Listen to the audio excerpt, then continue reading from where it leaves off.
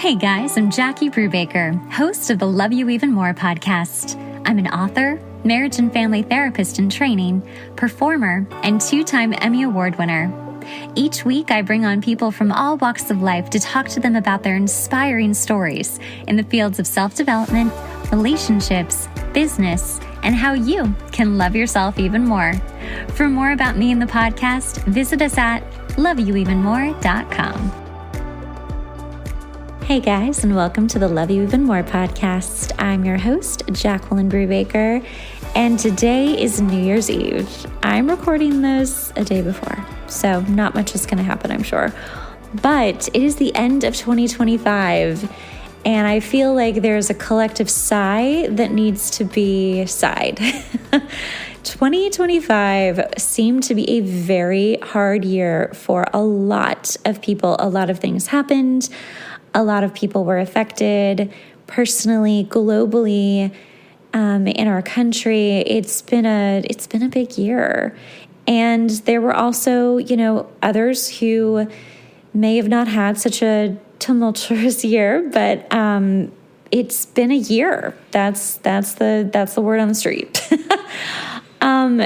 So with that, in that mindset of releasing the past and moving towards the future, I have a couple of things. So first of all, I am a big New Year's Eve sort of superstitious kind of girl.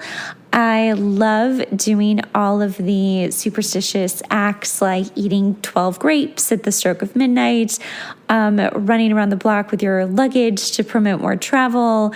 I just saw this one recently where you pour lentils over your head at the stroke of midnight to have more wealth and love and all the things. I'm like, oh my gosh.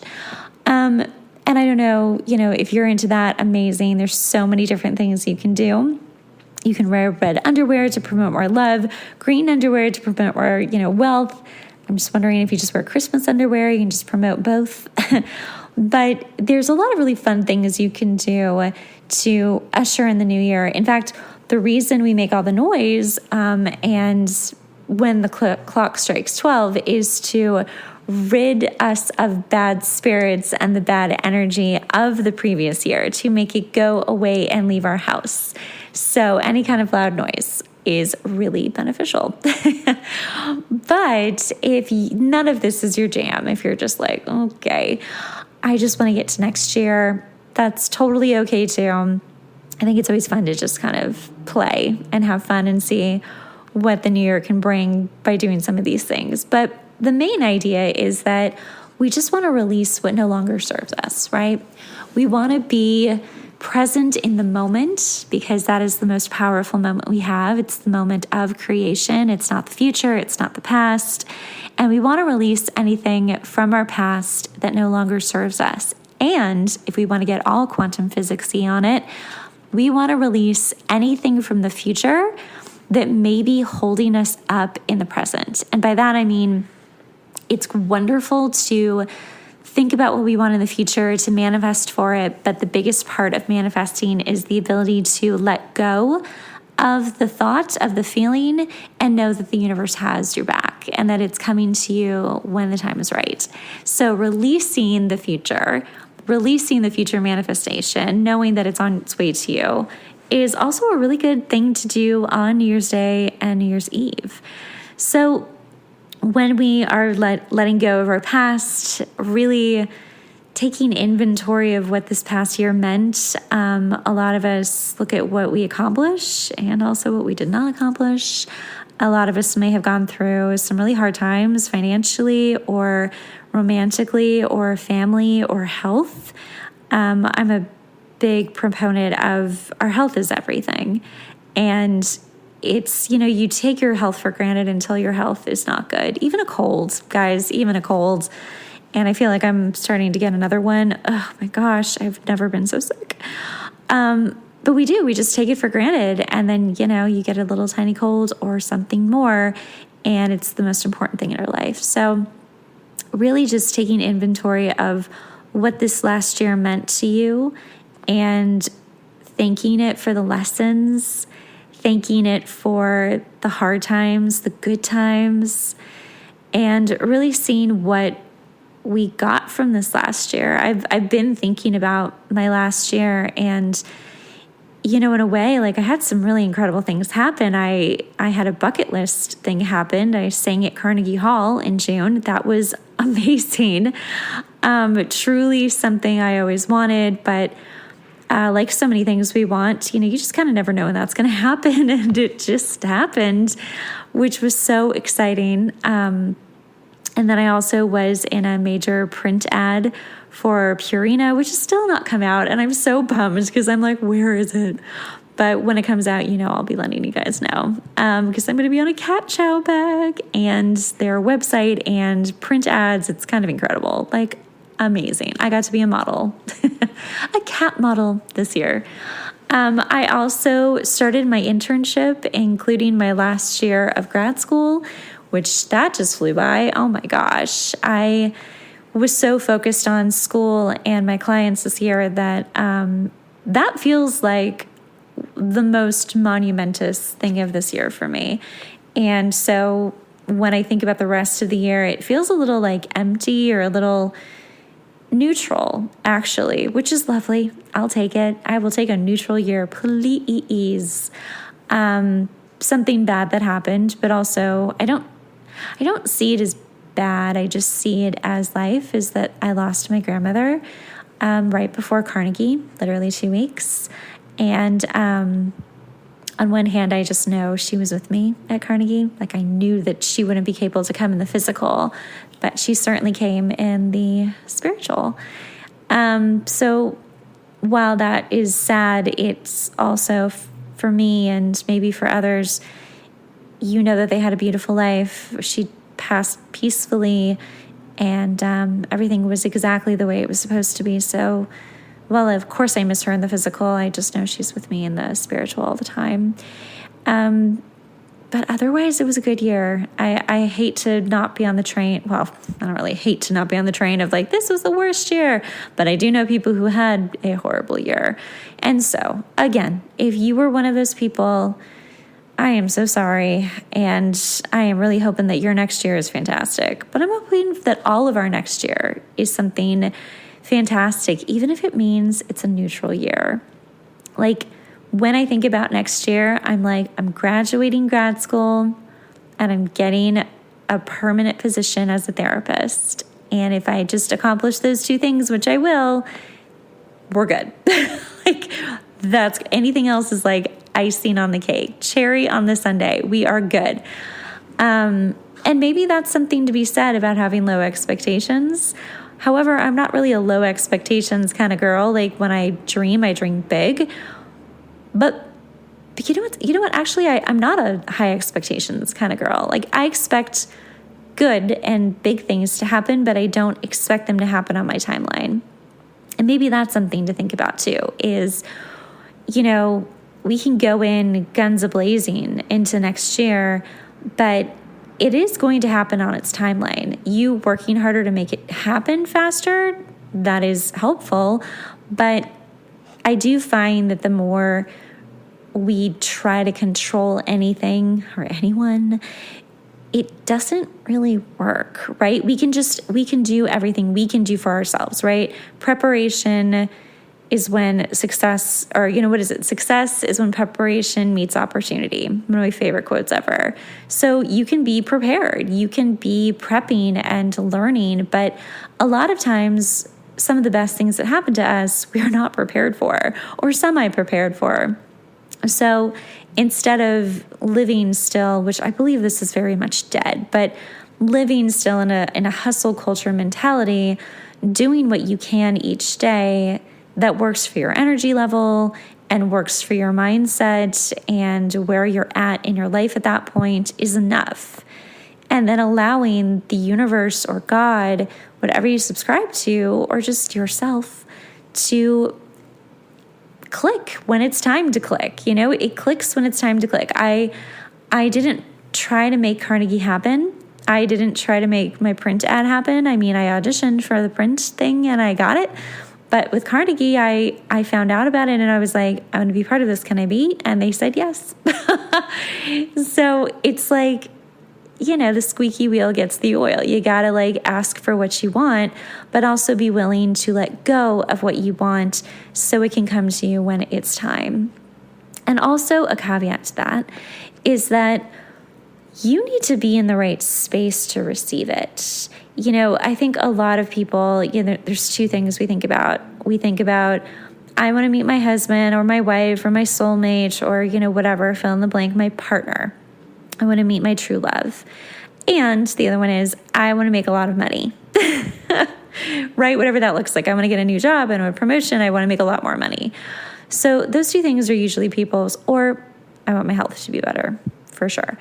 But those two things mainly are very big on people's minds. But we aren't ready to receive those things unless we do the work on ourselves, right? We have to be prepared. And while I just said a lot of good things happen when you're not completely prepared, for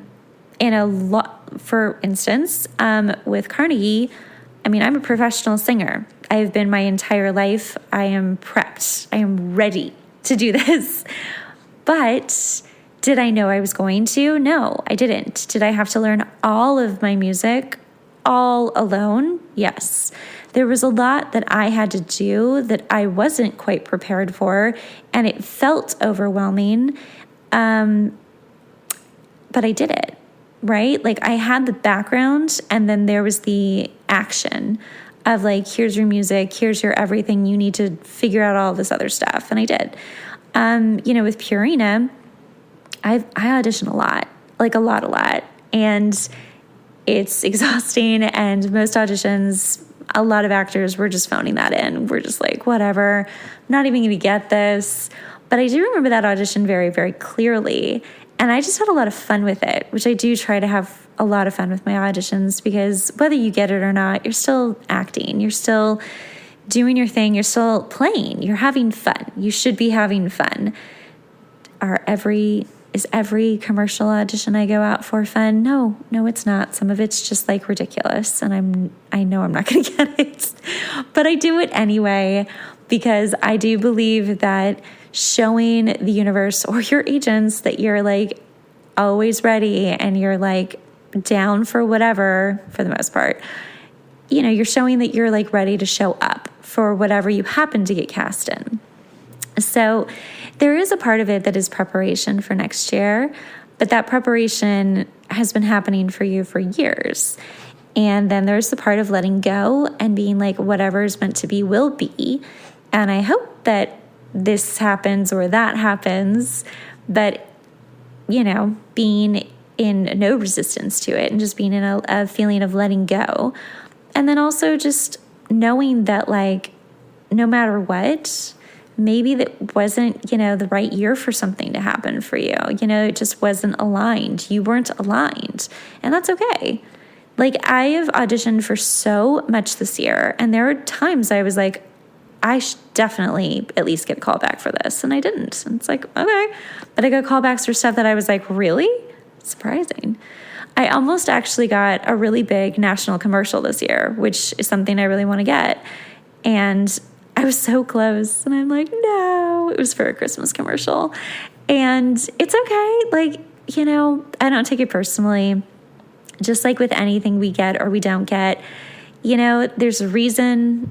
And it's okay. It doesn't mean that you sucked, unless you did, but you probably didn't. It just wasn't right for you. That's okay. Just like with anything, if that partnership didn't work out, or that job didn't work out, you might just be redirected because it wasn't for you, or it may not have been a good situation for you. There's just so many different ways it could have been cut. In fact, last story, during the Carnegie, my grandmother passing, which was all in the same month, within 2 weeks of each other, I was also up for a movie, and it was a lead, and I was very, very close to getting it, and I was on hold, and I just kept waiting and waiting and waiting, and then Purina came in, and they're like, we want to book you, and I was like, yes, definitely, but then I was like, well, if the movie comes back and says, we want to book you, I'll take that, and I literally just was in this hanging balance of, where do I go right now? Do I stay at my house? Do I go to be with my grandmother? Am I flying out in 2 days? Like, it was truly just like that. And everything worked out the exact way that it was supposed to. And I just knew that all I needed to do was just wait and just be ready and be prepped. And everything completely worked out the way it was supposed to.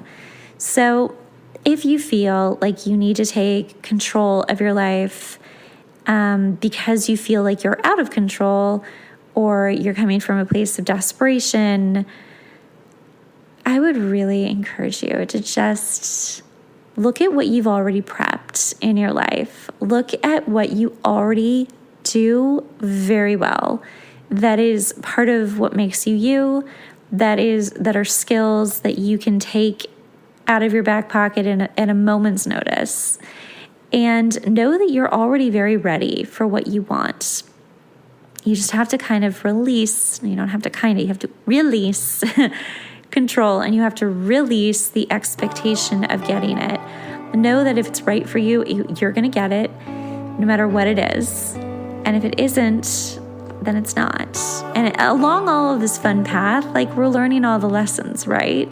So again, some years are harder than others. Some years are boring. Some years are really just focused on one or two things. Some are focused on everything. It's everything in the kitchen sink. But with this beautiful start to the new year, I hope that you all will just release control, let go of 2025, and go into 2026 really just being open to what could be, saying yes more often, doing what makes you feel good, and really trying to just be more present in the moment, not in the past, not in the future, just really present in the moment, making decisions based on your gut and moving from that place.